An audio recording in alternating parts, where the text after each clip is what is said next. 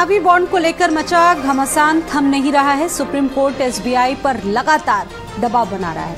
वहीं चुनावी बॉन्ड के डेटा सामने आने से अब तक क्या खुलासे हुए हैं और क्या आगे खुलासे हो सकते हैं, जानने के लिए देखिए हमारी एक खास रिपोर्ट।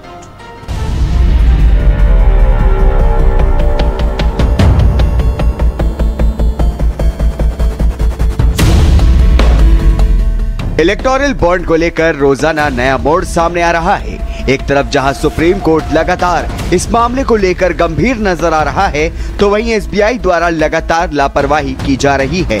अब इसी चुनावी बॉन्ड को लेकर एसबीआई को सुप्रीम कोर्ट की तरफ से बड़ा झटका लगा है।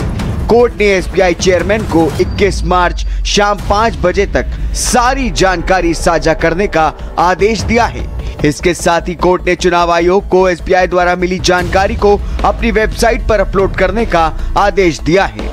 बोला कि नहीं, हमारे पास बॉन्ड नंबर्स वगैरह सब हैं और हम आसानी से ये डेटा दे सकते हैं, लेकिन हमने गलत समझ लिया आपके ऑर्डर का मतलब। हमको लगा कि बॉन्ड नंबर नहीं देने हैं वगैरह वगैरह। तो कोर्ट ने बोला कि नहीं, हमने आपको बोला था कि सारे डिटेल जितने आपके पास हों इन इलेक्टोरल बॉन्ड्स के बारे में सब आपको डिस्क्लोज करने हैं।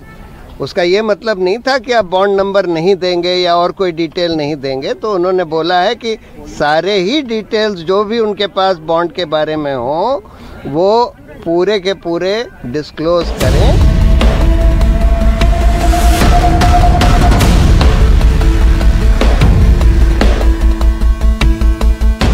इससे पहले चुनाव आयोग ने लोगों के खरीदे और राजनीतिक दलों की तरफ से बुनाए गए चुनावी बॉन्ड को लेकर नया डेटा सार्वजनिक किया था, जिससे ये खुलासा हुआ कि किस पार्टी को कितनी रकम इलेक्टोरल बॉन्ड्स के रूप में मिली है।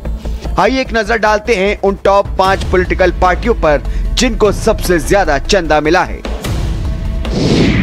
बीजेपी 6,986.5 करोड़ रुपए, कांग्रेस 1,334.35 करोड़ रुपए, टीएमसी 1,397 करोड़ रुपए, डीएमके 656.5 करोड़ रुपए, बीजेडी 944.5 करोड़ रुपए।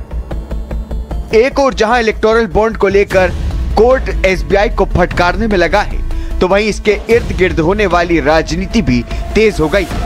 पक्ष और विपक्ष चंदा लेने के नाम पर एक दूसरे पर उंगली उठा रहा है।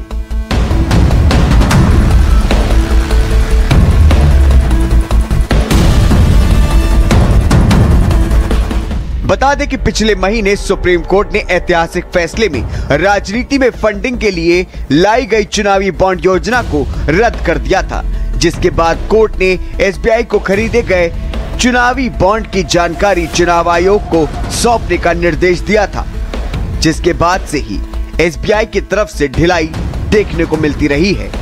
पहले बैंक टाइम पर डेटा सौंपने में नाकाम दिखा, फिर जब डेटा दिया तो पता चला कि आधा अधूरा है। उधर कोर्ट पूरी जानकारी देने के लिए आदेश देता रहा, लेकिन फिर भी एसबीआई ने बॉन्ड नंबर ही छुपा लिया।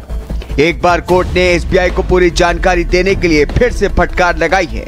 अब देखना यह होगा कि एसबीआई जब पूरी जानकारी चुनाव आयोग को सौंपेगा तो कौन सा नया खुलासा सामने आएगा। स्पेशल डेस्क, भारत समाचार।